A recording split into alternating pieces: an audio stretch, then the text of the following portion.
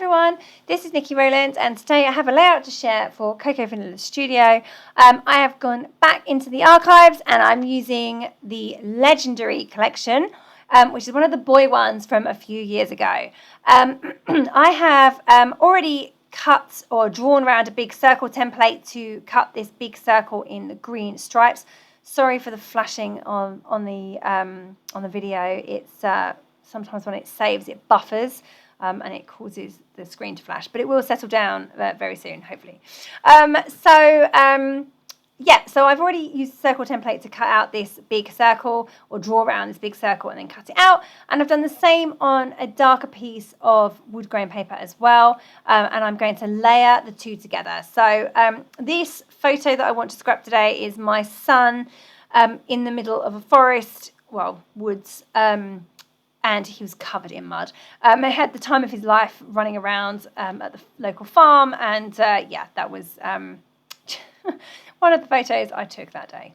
So I wanted to use the green colours, and I wanted to use the dark wood grain because we're obviously in the woods, so that was brilliant, brilliant colours. I thought I would go through these titles. I have a whole pack of these titles that I didn't use.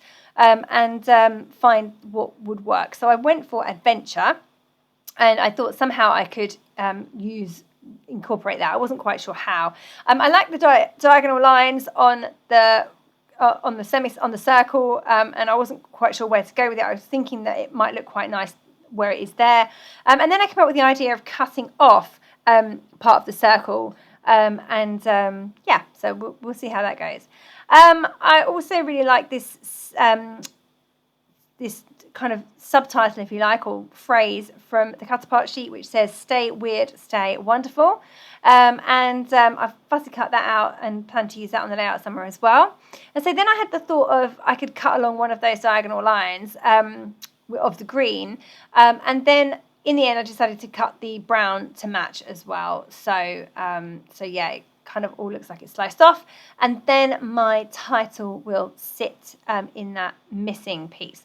So I've distressed the edges of both of these circles, and now I'm just raising the green one up on foam pads with the brown one behind, and then I'm just going to trim off that brown section as well, so I have this kind of sliced off circle, and then my title is going to sit in that gap or along that line. So I'm really happy with how that turned out. It's a little bit different for me, and not a type of layout or shape that I've done before, which is rare because I've scrapbooked everything in every way.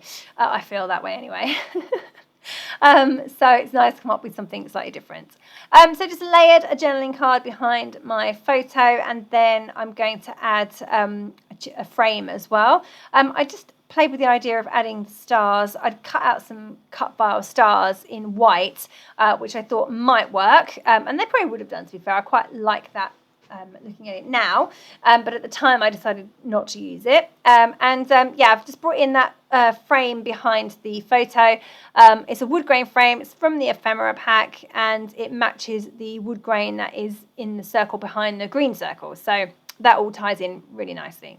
And then it was just a case of going through the ephemera and picking out some other bits and pieces. Now, there wasn't much green left, so I didn't have many green embellishments other than that flare badge that says "Let's go," and everything else pretty much was blue tones, and some orange bits as well. But I wanted green for this layout.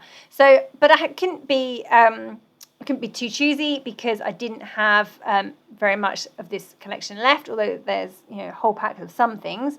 So I just thought that I would bring in a bit more green by using an ink pad. So it's one of the Distress Oxides, and I'm just putting a bit of a glow behind the bottom left corner of the photo and the embellishments that are going to sit there, just with an ink applicator tool. So it's not through a stencil or anything like that. It's just a little area of green, and it was just because I felt like I needed to bring in a bit more of the green colour onto the layout. And the layout, or the background of the layout, is obviously just plain white. That just added a bit of extra interest to that area as well.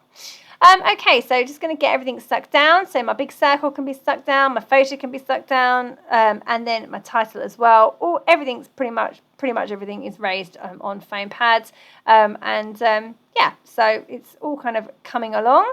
And just need to get some stars arranged and some other little bits and pieces too.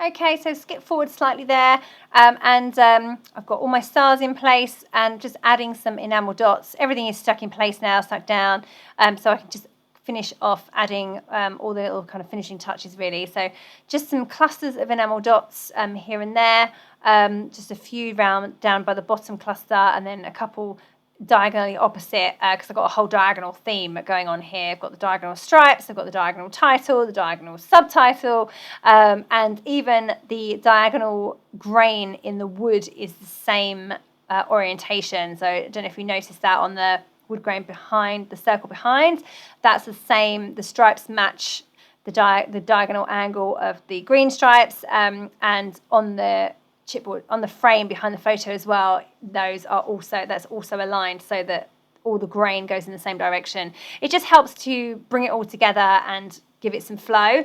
So, you know, those are the kind of subtle little things that a new scrapbooker might not notice or might not think to do, but actually once you've done it lots and lots of times, they're the sort of things that help the layout all kind of come together and flow well. So yeah, just a little tip there. I don't know if it will help anyone. I've got some arrows there, again following the same diagonal lines, and I've added some phrase stickers from the Accessory Stickers, again on the same diagonal lines too. So I've got Wild Thing and Crazy Kid.